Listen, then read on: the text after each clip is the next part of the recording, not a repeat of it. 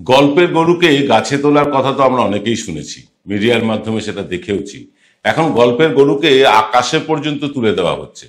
হ্যাঁ, গল্পের গরু এবার আকাশে চড়ে বেড়াচ্ছে, আর এই মিডিয়ার দৌলতে।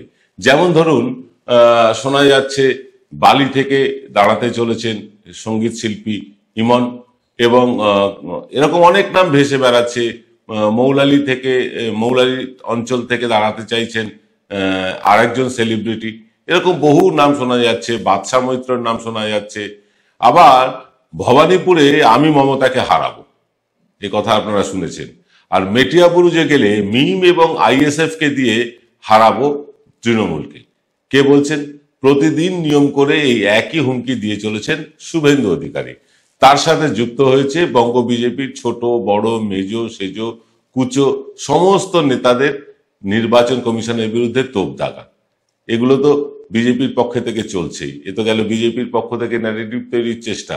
আর তৃণমূলও কি বসে আছে? না, তারাও কিন্তু ভাসিয়ে দিয়েছে একটা খবর। তা হলো নন্দীগ্রাম থেকে প্রার্থী হতে চলেছেন অভিষেক ব্যানার্জি। এক প্রশ্নের উত্তরে তিনিও এই হাওয়া বলুন বা গুজব বলুন, তা কিন্তু খণ্ডন করেননি। সমর্থন যেমন করেননি, খণ্ডনও করেননি। সব মিলিয়ে বাংলায় ভোটের বাজনা কিন্তু বেজেই গেল। আজকের এক্স ফ্যাক্টরে আমরা এই সবকটি বিষয় নিয়ে আলোচনা করব বলে ঠিক করেছি।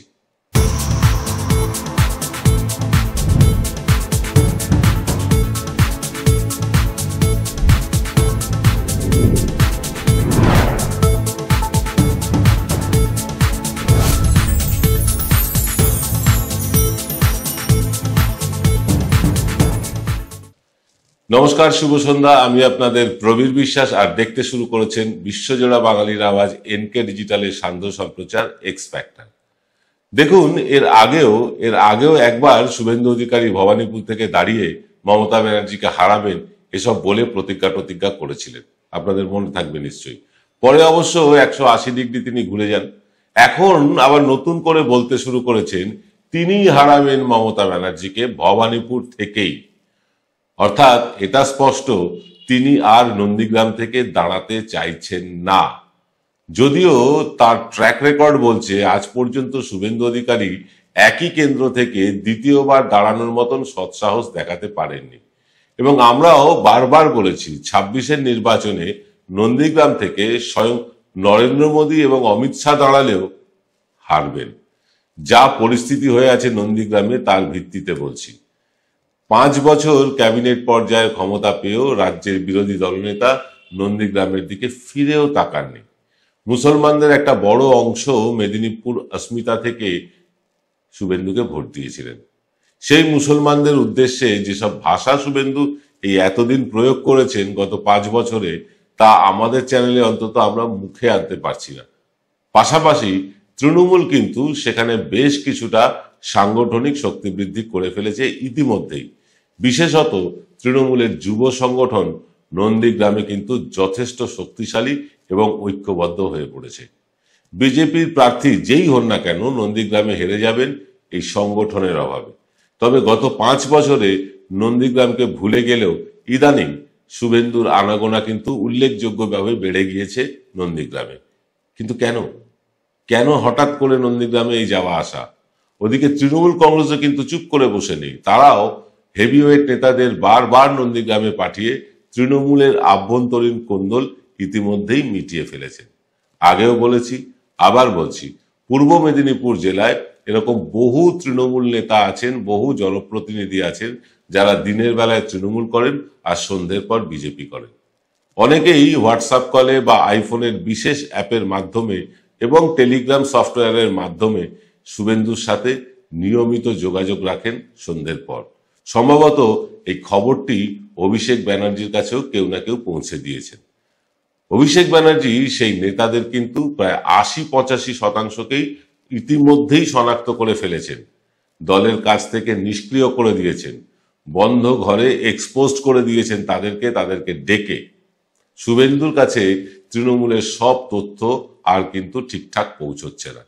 তার উপর নন্দীগ্রামের প্রশাসনিক কর্তারা আইন শৃঙ্খলার উপরে এতটাই কড়া নজর রেখেছেন যে আগের মতো অবিজেপি সমর্থকদের চমকানো, ধমকানো, বাড়ি থেকে তাড়িয়ে দেওয়া এসব তো দূরের কথা, উল্টে বিজেপি এখন ব্যাকফুটে, ছন্ন ছাড়া অনেকেই ঘর ছাড়া। প্রলয় নামের একটি ছেলে বিধায়কের অফিস আগলে রেখেছে কোনো রকমে। সেখানে ভিড় ক্রমশ পাতলাতে শুরু করেছে, ভিড় হালকা হয়ে গিয়েছে, ক্ষীণ হয়ে গিয়েছে। শুভেন্দু নিজেও জানেন নন্দীগ্রামে ডাল আর গলবে না। তিনি চেষ্টা চালাচ্ছেন উত্তর অথবা দক্ষিণ কাঠির জন্য, আর মুখে বলছেন ভবানীপুর থেকে দাঁড়ানোর কথা।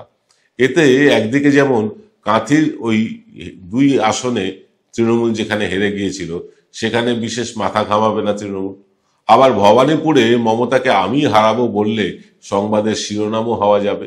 অর্থাৎ আপনাদেরকে একটু বুঝিয়ে বলি, কাঁথির 2টো আসনকে তৃণমূলের কাছে আনটাচড রাখতে চাইছেন, আর মুখে বলছেন ভবানীপুর। অথচ তলায় তলায় কাঁথির 2টো আসনে তিনি তার সব চেষ্টা চালিয়ে যাচ্ছেন।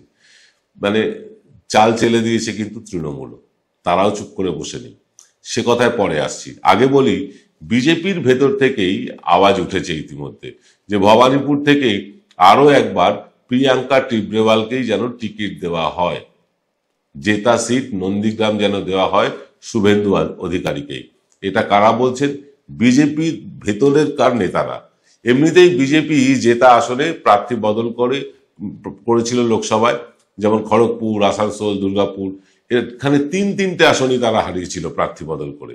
এবার আর তারা সেই এক্সপেরিমেন্ট করবে বলে মনে হচ্ছে না। এই ব্যাপারে চাপ আছে কিন্তু আরএসএস এরও, তবে মোক্ষম চাল দিয়েছে কিন্তু তৃণমূল কংগ্রেসই।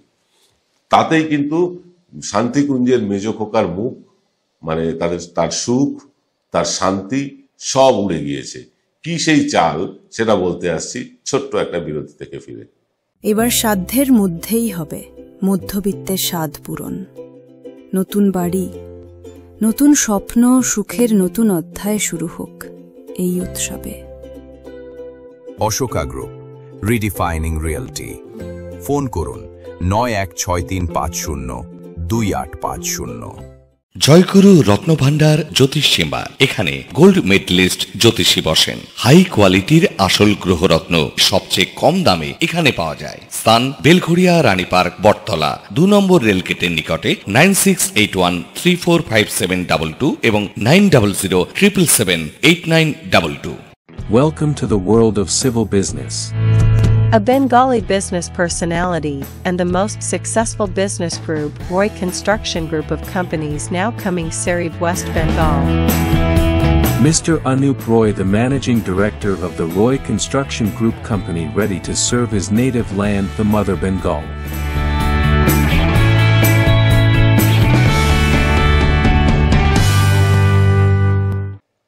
ফিরলাম বিরতির পর। আপনারা দেখছেন বিশ্বজোড়া বাঙালির আওয়াজ, এনকে ডিজিটালের সান্ধ্য সম্প্রচার এক্স ফ্যাক্টর।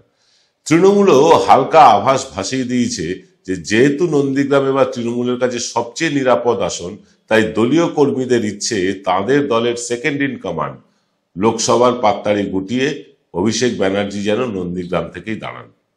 উপমুখ্যমন্ত্রী হিসেবে ট্রেনিং নিন মমতা বন্দ্যোপাধ্যায়ের কাছে, এটা চাইছেন তৃণমূলের কর্মীরাই। হয়তো এসআইআর এর পরে আসছে অভিষেক বলে কোনো ক্যাম্পেনও শুরু হতে পারে তৃণমূলের মধ্যে এই নন্দীগ্রাম জুড়ে। পরে কি হবে সেটা জানা যাচ্ছে না। বিগত বিধানসভা নির্বাচনে মমতা ব্যানার্জি স্বেচ্ছায় নন্দীগ্রাম থেকে দাঁড়াতে চেয়েছিলেন। গণনায় যদি লোডশেডিং না হতো বা সার্ভার বন্ধ করে না দেওয়া হতো তাহলে নিশ্চিতভাবে সেখানে শুভেন্দু হেরেও যেতেন, এবং সেরকম খবরই বেরিয়েছিল এএনআই সূত্রে। পরে অবশ্য ফল বদলে যায়। কিন্তু মমতা ব্যানার্জি নন্দীগ্রামের প্রার্থী হতেই শুভেন্দু গ্যারেজ হয়ে যান নন্দীগ্রামের মধ্যেই আটকে পড়েন, আর রাজ্য জুড়ে ভাঙা পা নিয়েই প্রচার করে বাজিমাত করে দেন একাই মমতা ব্যানার্জি। শুধু শুভেন্দু কেন, বিজেপির স্বঘোষিত চাণক্য থেকে শুরু করে পাড়ার খুচরো নেতারাও মমতার এই সূক্ষ্ম চালটা ধরতে পারেননি। শুভেন্দুকে একটা জায়গায় আটকে দিয়ে নিজে প্রচার করে বেরিয়েছেন সারা বাংলায়। শুভেন্দুর নন্দীগ্রামের জয় কলঙ্কিত হয়ে গিয়েছে আজও। তিনি যে নিষ্কলুষ জয় পেয়েছেন এটা বলা যাবে না। আজও তিনি বিচারাধীন বিধায়ক ছাড়া অন্য কিছুই নন। এবার নন্দীগ্রামে অভিষেকের যাওয়া আসা যদি বাড়ে আর বা বিধানসভার টিকিট তিনি নিয়েই নেন, তাতেও বিজেপির তরফ থেকে চাপ আসবে কিন্তু শুভেন্দুর ওপরে। পিসিকে হারিয়েছিলে, এবার ভাইপোকেও হারিয়ে দেখাও, এরকম কিন্তু একটা প্রেশার আসবে। শুভেন্দুও জানে এটা। তাই এবার শুভেন্দু এটাও জানে যে এবার আর কিন্তু লোডশেডিং করে জেতা যাবে না। তাই তিনি এবার ঘন ঘন দৌড়ানো শুরু করেছেন নন্দীগ্রামে। জল মাপার চেষ্টা করছেন, সংগঠনকে পুনরুজ্জীবিত করার সব চেষ্টা করছেন।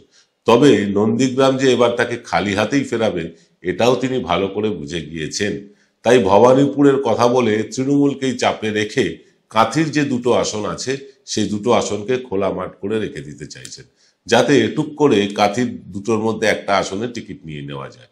কিন্তু আরএসএস কিংবা বিজেপির একটা বড় অংশ শুভেন্দুকে জোরদার চাপ দেবে যে আসন থেকে তিনি স্বয়ং মমতা ব্যানার্জিকে হারিয়েছিলেন সেই আসনেই তাকে দাঁড়িয়ে যেতে হবে এবং জিতেও আসতে হবে। ওই রকম একটা আসন যাকে তাকে তো আর দিয়ে দেওয়া যায় না। আর ভবানীপুরের দুটি ওয়ার্ড গুজরাটি অধ্যুষিত, এটা আপনারা অনেকেই জানেন। সেই দুটি ওয়ার্ড ছাড়া বিজেপির পক্ষে আর কোথাও জেতার সম্ভাবনা তো নেই, জামানত পর্যন্ত রক্ষা করার সম্ভাবনা নেই। তবুও ভবানীপুরে আমি মমতাকে হারাবো এইরকম বলে টিভির ব্রেকিং নিউজ হওয়া যায়। দক্ষিণ কলকাতার কোনো আসনে তৃণমূলকে কিন্তু হারানো যায় না। তাতে নড়বড়ে সংগঠন, দলের কাজ করার মতন ডেডিকেটেড কর্মী নেই, অজস্র গোষ্ঠী মানুষের জন্য একটা কাজ করবার উদাহরণ পর্যন্ত তারা দিতে পারবেন না বাংলায়। সেই মোদি হাওয়াও আর নেই, দিলীপ ঘোষের মতন কড়া ডোজের নেতা নেই। থাকার মধ্যে ছিল নির্বাচন কমিশন, এসআইআর।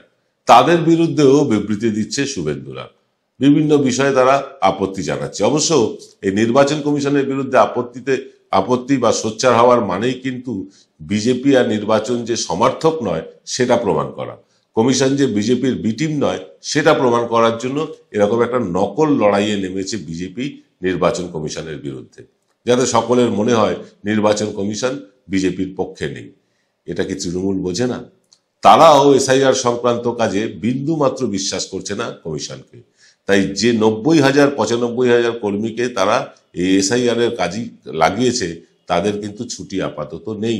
খসড়া তালিকার পরে চূড়ান্ত তালিকা প্রকাশের পরেও তাদের ছুটি নেই। ভোটের যে ফল সেই ফল প্রকাশের পরেই ছুটি মিলবে এই 90-95,000 তৃণমূল কর্মীদের, এটা পরিষ্কার জানিয়েছেন অভিষেক ব্যানার্জি। দিদির দূত এ নামে একটা অ্যাপ আছে, এই অ্যাপের মাধ্যমে পশ্চিমবঙ্গের সমস্ত বুথের উপর কাজের নজরদারি রাখছেন অভিষেক বন্দ্যোপাধ্যায় নিজেই। আইপ্যাকের প্রতিনিধিদের ঘন ঘন এলাকা বদলে দিচ্ছেন, তারা এক এলাকায় কাজ করছেন না। বুথের যারা বিএলএ তাদের সাথে সরাসরি ভিডিও কনফারেন্সের মাধ্যমে যোগাযোগ রাখছেন। এই এসআইআর নিয়ে কি বিশাল কর্মযজ্ঞ চলছে তৃণমূলে, তা বাইরে থেকে কল্পনাটুকু করতে পারবেন না আপনারা। যেহেতু দীর্ঘদিন তৃণমূল বিট করি সাংবাদিক হিসেবে, তাই জোর দিয়ে বলতে পারছি এত সিরিয়াসলি কোনো কাজ করতে আগে কখনো তৃণমূলকে আমরা দেখিনি, সত্যিই দেখিনি। এত সুনিপুণ ভাবে কাজ করতে দেখিনি, এত সাইন্টিফিক ভাবে কাজ করতে দেখিনি। তাই এসআইআর নিয়ে নির্বাচন কমিশনের কোনো খেলাই পশ্চিমবঙ্গে অন্তত খেলা যাবে না, তারা খেলতে পারবে না। বিহার ভোটের আগে একদিনের জন্য বিহারে গিয়েছিলাম, এসআইআর কে এত সিরিয়াসলি নিতে দেখিনি আরজেডি, কংগ্রেস বা বাম দলগুলোকে। তাই এসআইআর হলেই 1 কোটি তৃণমূল সমর্থকদের নাম বাদ যাবে, তারা সকলেই রোহিঙ্গা আর বাংলাদেশি মুসলমান, আর শুভেন্দু ও নবান্নের 14 তলায় গিয়ে টুক করে বসে পড়বেন, এবার অন্তত তা হচ্ছে না। বাংলায় এসআইআর এর ফলে মেরে কেটে 40 লাখ লোকের নাম বাদ যেতে পারে, কিন্তু 1 কোটি কখনোই নয়। এই 40 লাখের মধ্যে অধিকাংশই হবেন মতুয়া এবং রাজবংশী সম্প্রদায়ের মানুষ, যারা এতদিন বিজেপিকেই সমর্থন করে এসেছেন। এসআইআর বিজেপির কাছে নিশ্চিতভাবে ব্যাকফায়ার করেছে ইতিমধ্যেই। এসআইআর আশীর্বাদ নয়, বিজেপির কাছে অভিশাপ। বিজেপির হাতে রয়েছে আরো দুটো মোক্ষম অস্ত্র, যা দিয়ে তারা তৃণমূলকে ঘায়েল করতে পারে। এক হচ্ছে ইভিএম আর 2 হচ্ছে কেন্দ্রীয় বাহিনী। এই দুটোই আপাতত হাতে রয়েছে তাদের। বিগত বিধানসভা নির্বাচনের অভিজ্ঞতা থেকে বিজেপি ওই 8 বা 9 দফায় ভোট করতে চাইবে না, তারা 3-4 দফাতেই ভোট করতে চাইবে। নির্বাচন কমিশনকে সে ব্যাপারেই চাপ দেবে, এবং যাতে গতবারের চেয়ে 2 গুণ 3 গুণ অথবা 10 গুণ বেশি সেন্ট্রাল ফোর্স তারা পশ্চিমবাংলায় ইমপ্লিমেন্ট করতে পারে সেই ব্যাপারেও চাপ দেবে। এই সেন্ট্রাল ফোর্সের দাপাদাপি, ট্রিগার ফ্রেন্ডলি মনোভাবকে কাজে লাগিয়ে ভোটারদের মধ্যে আতঙ্কের পরিবেশ সৃষ্টি করতে পারে সেন্ট্রাল ফোর্স। ভয়ে ভোটারদের একটা বড় অংশ যাতে ভোট দিতে বের হতেই না পারে সেই চেষ্টাও করা হতে পারে। কিন্তু মুশকিলটা হচ্ছে কি জানেন, এই যাত্রার নাম বাঙালি। ইংরেজ পারেনি ওই গুলি, বন্দুক আর বেয়নেট দেখিয়ে দমিয়ে রাখতে, সেন্ট্রাল ফোর্স কি পারবে? এখানে সেন্ট্রাল ফোর্সের সেরকম ভাবে কিছুই চলবে না। সন্দেহ আছে সেন্ট্রাল ফোর্স কিছু করতে পারবে কিনা। কারণ একটাই, কারণ পশ্চিমবাংলায় গুলি বন্দুক দেখিয়ে ভোটারকে অন্তত আটকানো যাবে না। মানুষ তার গণতান্ত্রিক অধিকার প্রয়োগ করতে যাবেই। তৃণমূল কংগ্রেসের এবং সিপিএম এর মতো প্রশিক্ষিত কর্মী আছে ইভিএম কে সামলানোর জন্য। ইভিএম দিয়ে যে কিছু গড়বড় করবে নির্বাচন কমিশন বিজেপির পক্ষে, সেটাও পারবে না। কংগ্রেস, তৃণমূল কংগ্রেস এবং সিপিএম এর প্রশিক্ষিত কর্মী আছে, এত প্রশিক্ষিত কর্মী আছে তারা, যে ইভিএম এর গড়বড়ি করে গাড়ি গাড়ি ইভিএম রাতের অন্ধকারে পাচার করে এখানে অন্তত ভোটে জেতা যাবে না। আর সেসব করতে গেলেও যে এক্সপার্ট কর্মী সংখ্যা প্রয়োজন, তার 10% বিজেপির কাছে নেই। এইসব গাড়ি করে ইভিএম নেওয়া, ইভিএম কে ট্যাম্পারিং করা, সেই লোকও নেই বিজেপির কাছে। ভোট মেশিনারি বলতে যা বোঝায় বিজেপির কাছে তা কিচ্ছু নেই। কিছুটা বামেদের আছে, কিন্তু যেটুকু বিজেপির কাছে আছে সেটা হচ্ছে বামেদের একটা ভোট। হ্যাঁ, বামেদের প্রায় 22.5% ভোট, 23% ভোট বিজেপির কাছে এখনো আছে, তাই তারা 38% ভোট পায়। আর বিজেপির নিজস্ব যে 16% ভোট আছে, সব মিলিয়ে তারা 38% ভোট পাচ্ছে। যেভাবে বামেরা খুব লো প্রোফাইলে এগোচ্ছে গুটি গুটি পায়ে বিভিন্ন কেন্দ্রে, তারা সব 294টা কেন্দ্রে টার্গেট করেনি, তারা অল্প কিছু কেন্দ্রে টার্গেট করেছে। সেই তথ্য আপনাদের দেব না, কারণ সেই তথ্য অত্যন্ত গোপনীয় সিপিএম এর কাছে, বামপন্থীদের কাছে, তাই আমরা প্রকাশ করছি না। কিন্তু বামপন্থীরাও বেশ কয়েকটা আসনে তারা কিন্তু গুটি গুটি পায়ে এগোচ্ছে, সংগঠন করছে, সব জায়গায় নয়। 294টা আসনই তারা টার্গেট করেনি, তারা কিন্তু অল্প কিছু আসন টার্গেট করে তাদের যে বিধানসভার শূন্যতা সেটা কাটাতে চাইছে। যে ভোটটা বামেদের কাছ থেকে চলে গিয়েছিল বিজেপির কাছে বা রামের কাছে, তার অন্তত 3-4% ভোট বামেরা ফেরত নিতে চায়, এবং সেটা ফেরত নেওয়ার মতন পরিস্থিতি কিন্তু তৈরি হয়ে গিয়েছে। এবার বামেরা এই ভোট ফিরে পেতে কতটা কসরত করবে, কতটা মেহনত করবে, কতটা আক্রমণাত্মক ভাবে ভোট যুদ্ধে নামবে, সেটাই কিন্তু এখন দেখার। কারণ বামেরা তারা নিজেদের যে এই বদনাম, শূন্য হয়ে গিয়েছে। এক সময় 230-এর বিরাট একটা অঙ্ক ছিল তাদের কাছে, বিরাট বিধায়ক ছিল, কিন্তু সেই 230-35 থেকে আজকে তারা শূন্য। এই শূন্যতা বামেদেরকে আরো নেগেটিভ প্রচার দিচ্ছে। বামেরা তাই চাইছে যেন তেন প্রকারণ অন্তত 4-5টা আসন যেভাবে জেতা যায়, এবং সেই লক্ষ্যে তারা কিন্তু ভালোভাবেই এগোচ্ছে। আর এটাই বিজেপির কাছে সবচেয়ে বড় দুশ্চিন্তার কারণ। ইভিএম ট্যাম্পারিং করা যাবে না, কারণ এখানে অনেক ট্রেন্ড কর্মী আছে যারা ইভিএম ট্যাম্পারিং করলেই ধরতে পারবে। কারণ ইভিএম ট্যাম্পারিং করতে গেলে আগে তো ইভিএম কমিশনিং হয়, অর্থাৎ পরীক্ষা হয়। সেই পরীক্ষার সময় আমি এই পরীক্ষা কেন্দ্রে গিয়ে দেখেছি সেখানে বিজেপির প্রতিনিধিই থাকে না। যাকে কিছু কিছু জায়গায় নিশ্চয়ই থাকে, সব জায়গায় দেখিনি। এই বিজেপির প্রতিনিধি না থাকার ফলে ট্যাম্পারিং করতে গেলে যে আগে থেকে ইভিএম এ কিছু ভোট ঢুকিয়ে দেওয়া হলো, কিন্তু তৃণমূল এবং সিপিএম এর কর্মীরা এতটাই সক্রিয়, এতটাই সজাগ যে আগে থেকে ভোট ঢুকিয়ে দিয়ে এখানে কিন্তু এটা করা সম্ভব না। এখানে যেটা করা সম্ভব সেটা হচ্ছে যে ভিভিপ্যাট সব জায়গায় কাউন্ট না করে সেখানে গন্ডগোল করা যায়। দাবি উঠেছে সব কেন্দ্রে ভিভিপ্যাট দিতে হবে। এই সব কেন্দ্রে যদি ভিভিপ্যাট দেওয়া হয় এবং তা গণনা করা হয়, তাহলে কিন্তু বিজেপি পরিস্থিতি আরো খারাপ হতে পারে। ইভিএম গেল, সেন্ট্রাল ফোর্সের দাপাদাপি, কত বেশি দাপাদাপি করবে? সেন্ট্রাল ফোর্স যতই দাপাদাপি করুক, মানুষের মধ্যে থেকে আওয়াজ উঠবে। সেন্ট্রাল ফোর্স যদি শীতলকুচির মতন ঘটনা ঘটায়, মানুষ কিন্তু প্রতিরোধে নামবে, প্রতিবাদে নামবে। এটা পশ্চিমবঙ্গ, এখানে বিহার নয়, উত্তরপ্রদেশ নয়, এখানের মানুষ এত অশিক্ষিত নয়। অর্থাৎ সব মিলিয়ে এই যে 1 কোটি লোকের নাম বাদ দেব, সেটা ধোপে টিকলো না। ভবানীপুর থেকে দাঁড়াবো, সেটাও মিথ্যে কথা। অভিষেক বন্দ্যোপাধ্যায় নন্দীগ্রাম থেকে দাঁড়াবেন, সে কথারও কোনো সত্যতা নেই। মেটিয়াবুরুজ থেকে নৌসাদ সিদ্দিকী দাঁড়াবেন, তারও কোনো সত্যতা নেই। এবার কিছু কিছু নাম ভাসিয়ে দেওয়া হচ্ছে, আমরা দেখতে পাচ্ছি বিজেপির বিভিন্ন সোশ্যাল মিডিয়া পেজ থেকে, যে যেমন বালিতে ইমন চক্রবর্তী দাঁড়াতে চলেছেন।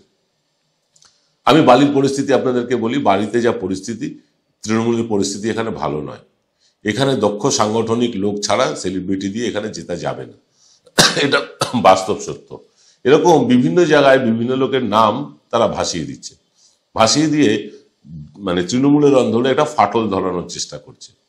কিন্তু তৃণমূল কংগ্রেস ওই বলেছি আপনাদের একটাই পোস্ট, বাকি সব ল্যাম্প পোস্ট। সেই পোস্ট অর্থাৎ মমতা বন্দ্যোপাধ্যায় যে নাম ঘোষণা করবেন তার বিরোধিতা করার ক্ষমতা তৃণমূলে এখনো পর্যন্ত কারণ নেই। তার বিরোধিতা করে গোজপ্রার্থী হয়ে দাঁড়িয়ে গিয়ে জেতার ক্ষমতা এখনো পর্যন্ত তৃণমূলের একজন নেতারও নেই। ফলে সব মিলিয়ে এই যে গল্প ছড়ানো হচ্ছে, গল্পের গরুকে গাছ থেকে আকাশে উঠিয়ে দেওয়া হচ্ছে মিডিয়াকে ব্যবহার করে, যে শুভেন্দু অধিকারী, ভবানীপুরে অভিষেক ব্যানার্জি, নন্দীগ্রামে মেটিয়া ব্রুজে নৌসাদ সিদ্দিকী, এইসব গল্পের গরু যখন আকাশে চড়ছে আপনারা সেটা দেখুন, হাসুন, উপভোগ করুন, বিশ্বাসটা করবেন না। আজ এই পর্যন্ত, সকলে ভালো থাকবেন। শুভরাত্রি।